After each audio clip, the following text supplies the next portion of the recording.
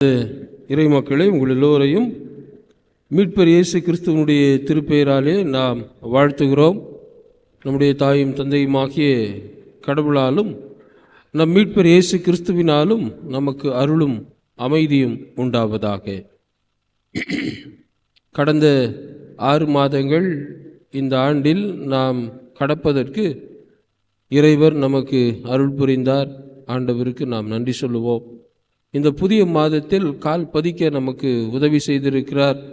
அந்த ஆண்டவர் தொடர்ந்து நம்மோடு கூட இருந்து நம்மை இந்த மாதத்திலும் நம்மை ஆசீர்வதித்து நடத்துவார்.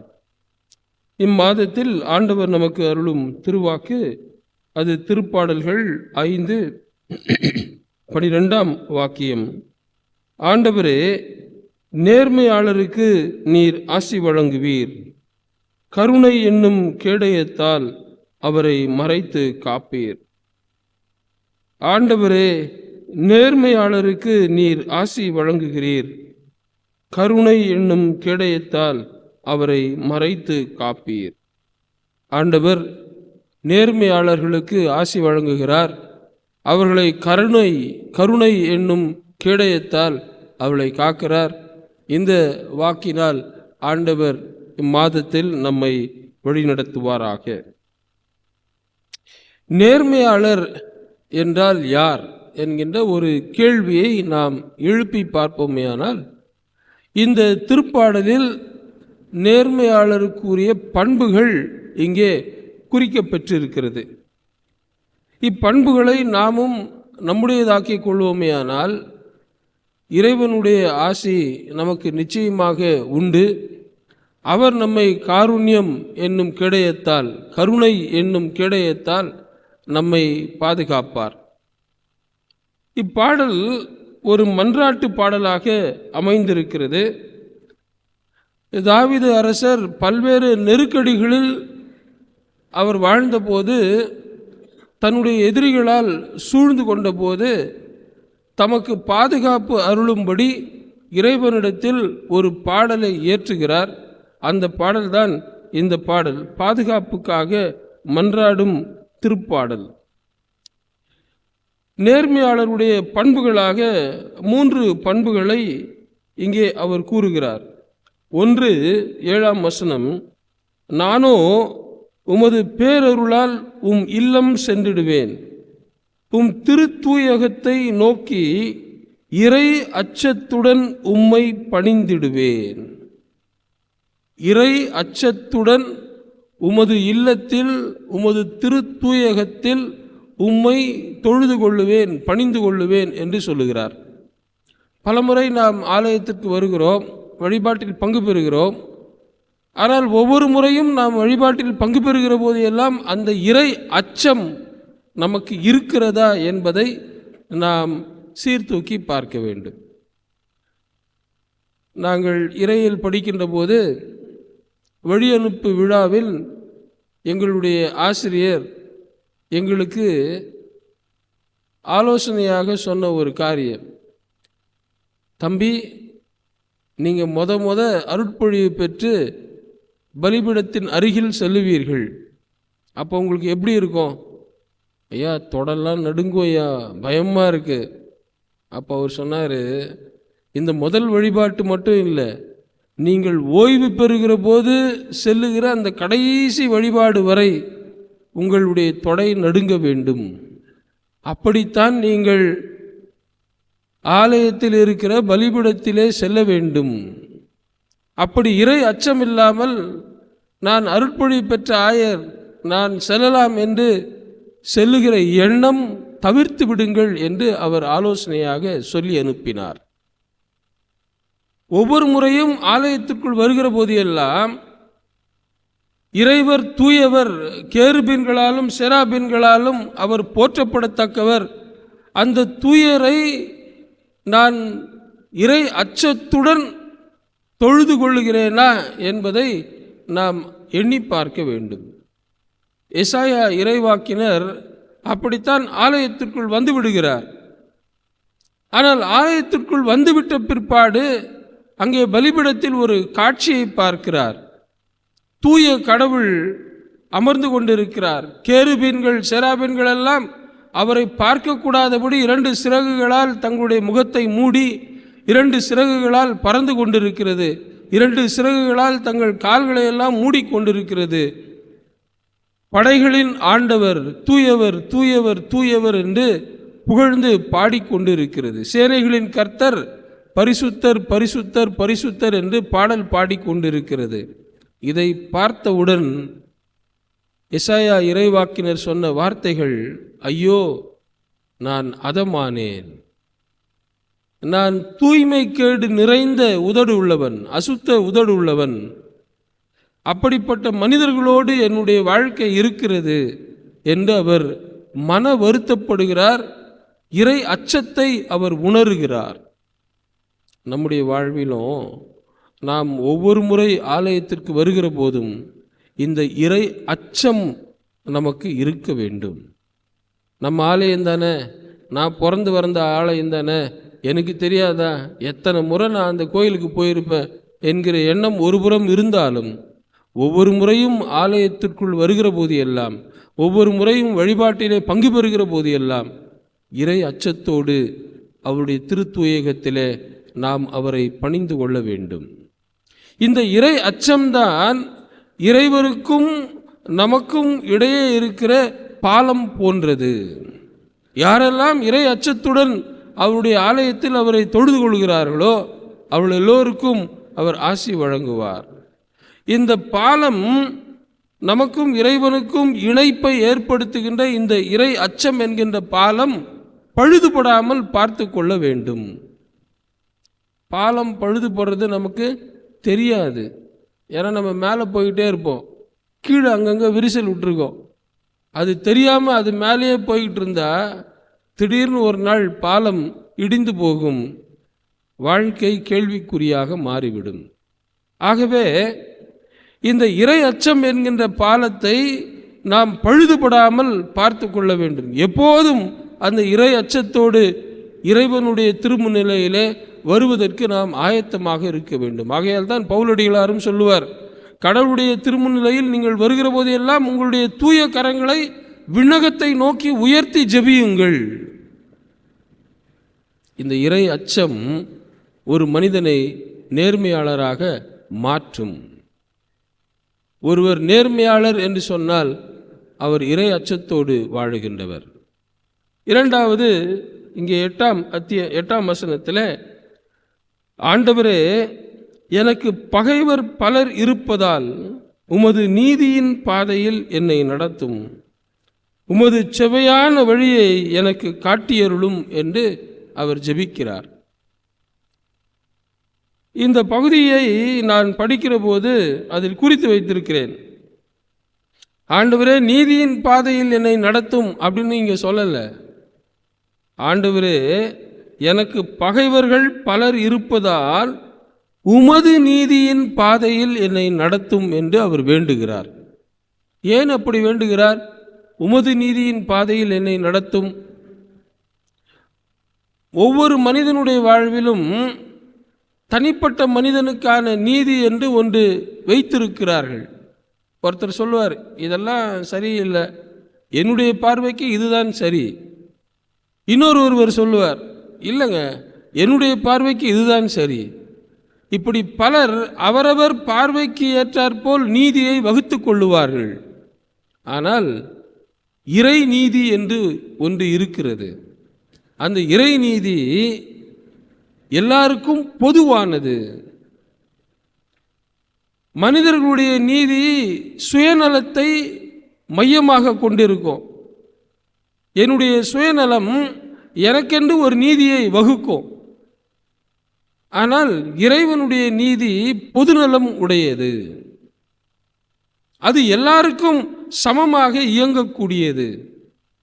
ஆகவே தான் இங்கே சொல்லுகிறார், ஐயா எனக்கு பகைவர்கள் பலர் இருக்கிறார்கள், அவர்கள் முன் என்னுடைய சுய நீதியினால் நான் சுயத்தால் ஆட்கொள்ளப்பட்டு நீதி தவறியவனாக நான் நடந்துவிடக்கூடாது.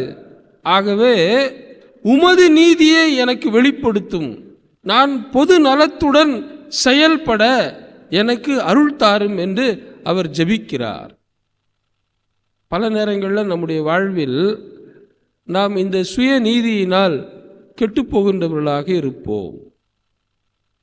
இயேசு கிறிஸ்து வாழ்ந்த காலத்தில் இந்த சுய நீதியினால்தான் சமய தலைவர்கள் எல்லாம் கெட்டுப்போனார்கள்.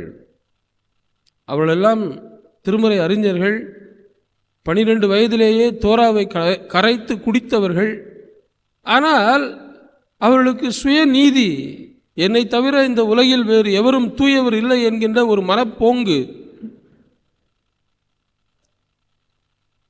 இயேசு கிறிஸ்து அதையெல்லாம் உடைத்து எறிகிறார். எல்லாம் தெரியும் என்கிற மமதையோடு வாழாதீர்கள். யோவான் எழுதின நற்செய்தி நூலில் 3ஆம் அத்தியாயத்தில் நிக்கதேமு இரவில் இயேசுவை தேடி வருகிறார். அப்போது இயேசு சொல்லுகிறார், ஒருவன் மீண்டும் பிறக்க வேண்டும். மிகப்பெரிய ஞானவான் நிக்கதேமு. அன்றைக்கு இருந்த அந்த செனகரிப் சங்கத்தில் உறுப்பினராக இருந்தவர், கனம் பொருந்தியவர். ஆனால் அவருக்கே மீண்டும் பிறப்பது என்றால் என்ன என்று தெரியவில்லை. இயேசு அவருக்கு கற்றுக் கொடுத்து அனுப்புகிறார். நியாயசாஸ்திரிகள் எல்லாரும் ஒரு பெண்ணை அழைத்து கொண்டு வந்து, இந்த பெண்ணை கையும் மெய்யுமாக நாங்கள் பாலியல் தொழிலில் ஈடுபடுகின்ற போது பிடித்து கொண்டு வந்தோம், இவரை மோசேயின் சட்டத்தால் இவரை தீர்ப்பிடும் என்று சொல்லுகிறார்கள். நீதியை நிலைநாட்டும்படி, மோசே கட்டளையிட்ட நீதியினால் நீதி தீர்க்கும்படி கேட்கிறார்கள். ஆனால் இயேசு அங்கே ஒரு இறை நீதியை, பொதுநலமான ஒரு நீதியை சொல்லுகிறார். தவறு செய்தவர்கள் 2 அல்லவா, பெண்ணை மட்டும் அழைத்து கொண்டு வந்திருக்கிறீர்கள். இந்த விபச்சாரத்தில் ஈடுபட்ட ஆண் எங்கே? அவரை கொண்டு வாருங்கள். ஒருவராலும் கொண்டு வர முடியவில்லை. இயேசுவும் சொல்லுகிறார், நானும் உன்னை நீதி தீர்ப்பு செய்ய போவது இல்லை, நீ போ, இனி பாவம் செய்யாதே. ஆக இறைவனுடைய நீதி வாழ்வு தருகின்ற நீதியாக இருக்கும். மனிதர்களுடைய நீதி, சுயநலத்தால் ஆட்கொள்ளப்பட்ட நீதிகள் மனித வாழ்வை பறிக்கின்றதாக இருக்கும். இங்கே தாவீது அரசன் வேண்டுகிறார் கடவுளிடத்தில், எனக்கு பகைவர்கள் பலர் இருக்கிறார்கள், ஆகவே என்னுடைய சுயநலத்தால் நான் நீதி தீர்ப்பிட முடியாது, அது தவறாக போய்விடும். இறைவா, உமது நீதியை எனக்கு வெளிப்படுத்தும், அப்போது அது பொது நலத்துடன் இருக்கும், அதனால் மக்கள் வாழ்வு பெறுவார்கள் என்று அவர் வேண்டுகிறார். நேர்மையாளர் சுயநலத்தால் நீதியை தீர்ப்பிட மாட்டார், பொது நலத்துடன் அவர் நீதி தீர்ப்பிடுவார். அவரே நேர்மையாளர், இறை அச்சத்தோடு வாழ்வார். இறைவனுடைய நீதி எது என்பதை ஆராய்ந்து அறிந்து அதன்படி அவர் செயல்படுவார். 3ஆவதாக இங்கே 11வது வாக்கியத்தில் இப்படி அவர் மன்றாடுகிறார், உம்மிடம் அடைக்கலம் புகுவோர் அனைவரும் மகிழ்வார்கள், அவர்கள் எந்நாளும் கழித்து ஆர்ப்பரிப்பர், நீர் அவர்களை பாதுகாப்பீர், உமது பெயரில் பற்றுடையோர் உம்மில் அக்களிப்பர். உம்மிடம் அடைக்கலம் புகுவோர், உமது பெயரில் பற்றுடையோர் உம்மில் மகிழ்வார்கள், அக்களிப்பார்கள் என்று சொல்லுகிறார். அடைக்கலம் புகுவது என்பது தஞ்சம் புகுவதாகும். ஒரு சிறிய சிக்கல் வருகிறது. அப்போ நாம் யார்கிட்ட முதல் போகிறோமோ அவர்களைத்தான் நாம் அதிகமாக நம்பியிருக்கிறோம் என்பது பொருள். நாம் யாருக்கு முதல் அலைபேசியில் அழைப்பு விடுக்கிறோமோ அவர்தான் நமக்கு நெருங்கிய நண்பர் என்பது பொருள். அப்படியானால் நாம் யாரோடு இணைந்து வாழுகிறோம் மிக மிக முக்கியம். இறைவனுடைய பெயரில் பற்று கொண்டு அவரிடத்தில் அடைக்கலம் புகும்படி நாம் அவரோடு இணைந்து வாழுகிறோமா? நாம் வாழுகிற இந்த உலகில் பலர் என்னோடு இணைந்து வா, என்னோடு இணைந்து வா என்று அழைப்பு விடுப்பார்கள். ஆனால் நாம் இறைவனிடத்திலே அடைக்கலம் புகுகிற, இறைவனோடு இணைகிற மனிதர்களாக நாம் வாழ கற்றுக்கொள்ள வேண்டும். அப்படி வாழ்வோமேயானால் அவர் நம்மை மகிழ்ச்சியால் நிரப்புவார். நம்மை காருண்யம் என்னும் கேடயத்தால் நம்மை அவர் பாதுகாப்பார். நாம் இறைவனை விட்டு வேறு எவரோடும் இணைந்தாலும் அந்த இணைப்புகள் ஒரு நாள் அறுந்துவிடும். இளைய மகனின் ஓமை அதைத்தான் நமக்கு வெளிப்படுத்தி காட்டுகிறது. தன் தந்தையோடு இணைந்திருக்கிற போது அவருக்கு ஒன்றும் குறைவு இல்லை. ஆனால் அவர் பிறரோடு இணைந்து வாழ்கிற வாழ்க்கையில் மகிழ்ச்சி கொண்டு தந்தையை விட்டு தூரே செல்லுகிறார். அந்த பகுதியை படித்து பார்ப்பீர்களேயானால் அவர் தூர தேசத்திற்கு போனான் அப்படின்னு இருக்கும். பிறரோடு இணைந்து, தீயவர்களோடு இணைந்து தன் வாழ்க்கையை நடத்துகிறார். தன் வாழ்வில் இருந்த அத்துணை ஆசிகளையும் அவர் இழந்து போய்விடுகிறார். அதனுடைய பொருள் என்ன? நாம் யாரோடு கூட்டு சேர்கிறோம், நாம் யாரோடு இணைந்து நம் வாழ்க்கையை நடத்துகிறோம், நம்முடைய இணைப்பு எவரோடு இருக்கிறது? சவுலினுடைய வாழ்விலும் நாம் இதனை பார்க்கலாம். இறை மக்களாகிய ஆசாரியர்களோடு அவர் இணைந்து வாழாமல் ஆசாரியர்களை மடங்கடிக்கும், சங்கரிக்கும் செயலை அவர் செய்து விடுகிறார். அவருடைய ராஜ்யம் அவரை விட்டு பிரிந்தது. இப்படி பக்தர்கள் பலருடைய வாழ்க்கையை நாம் ஆராய்ந்து பார்ப்போமேயானால் அவர்கள் இறைவனோடு இணைந்திருக்கிற போது எல்லா நன்மைகளையும் ஆசிகளையும் அவர்கள் பெறுவார்கள். இந்த அடைக்கலம் இறைவனிடத்தில் இல்லாமல், இணைப்பு இறைவனோடு இல்லாமல் வேறு ஒருவரோடு அவர்கள் இணைப்பில் வாழ்கிற போது அவருடைய வாழ்வு பரிதாபத்திற்குரியதாக மாறிவிடுகிறது. கடைசி எடுத்துக்காட்டை சொல்லி நான் நிறைவு செய்ய விரும்புகிறேன். யோசேப்பு இறைவரோடு இணைந்த வாழ்க்கையை வாழ்ந்தார். அதனால தான் வேறு ஒருவர் அவரை என்னோடு கூட இணைந்து வாழ் என்று நாள்தோறும் நச்சரித்த போதும் அவர் இறைவனோடு இருக்கின்ற இணைப்பை விட்டு அவர் விலகவில்லை. மிகப்பெரிய ஆற்றல் உள்ளவராக, அனைவருக்கும் உணவு வழங்குகின்றவராக, வாழ்வு தருகின்றவராக அவர் மாறிப்போனார். சிம்சோன் அதேபோல் மீட்பராக இந்த உலகில் வந்தவர், நசரேய விரதம் பூண்டவர். ஆனால் தன்னுடைய இணைப்பை இறைவனோடு துண்டித்துவிட்டு வேறு ஒரு பெண்ணோடு இணைப்பில் செல்லுகிறார். அவருடைய ஆற்றலை அவர் இழந்து போனார். எனக்கு அன்பார்ந்த இறைவனுடைய பிள்ளைகளே, இந்த மாதத்திலே நம்முடைய இணைப்பு இறைவனோடு இருக்கிறதா என்பதை நாம் சீர்தூக்கி சரி செய்து கொள்ள நாம் அழைக்கப்படுகிறோம். எவர் இறை அச்சத்தோடு வாழுகிறாரோ, அந்த இணைப்பு பாலம், நமக்கும் இறைவனுக்கும் இருக்கின்ற இணைப்பு பாலமாகிய அந்த இறை அச்சம் பழுதுபடாமல் பார்த்து கொள்ளுகிறாரோ அவரே நேர்மையாளர். எவர் சுயநலத்தோடு தீர்ப்பிடாமல் பொதுநலத்தோடு இறை நீதியை முன்னிட்டு தீர்ப்பிடுகிறாரோ, செயல்படுகிறாரோ அவரே நேர்மையாளர். எவர் இறைவனோடு இணைந்து வாழ்கின்ற வாழ்க்கையை தெரிந்து கொள்ளுகிறாரோ, அவருடைய திருப்பெயர் மீது நம்பிக்கை கொண்டு பற்று கொண்டு அவரையே சார்ந்து வாழுகிறாரோ அவரே நேர்மையாளர்.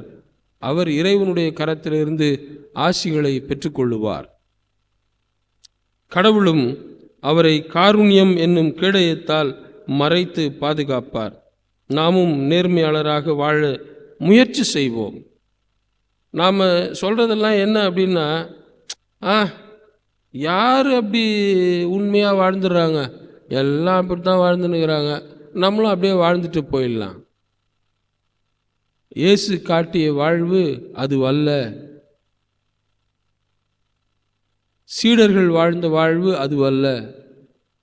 நமது நாட்டில் மிஷினரிகள் வாழ்ந்த வாழ்வு அது அல்ல. நம்முடைய முன்னோர்கள் வாழ்ந்த வாழ்வும் அது அல்ல. கிறிஸ்தவராக, கிறிஸ்து இயேசுவின் மீது பற்றுடையவராக, சிலுவையில் நமக்காக தம்முடைய உடலையும் உதிரத்தையும் பகிர்ந்து கொடுத்த இயேசுவின் அடியவர்களாக, நேர்மையாளர்களாக வாழ்வோம். இறைவனுடைய கரத்திலிருந்து ஆசிகளை பெறுவோம். அவரே கருணை என்னும் கேடயத்தால் நம்மை பாதுகாத்து வழி நடத்துவார்.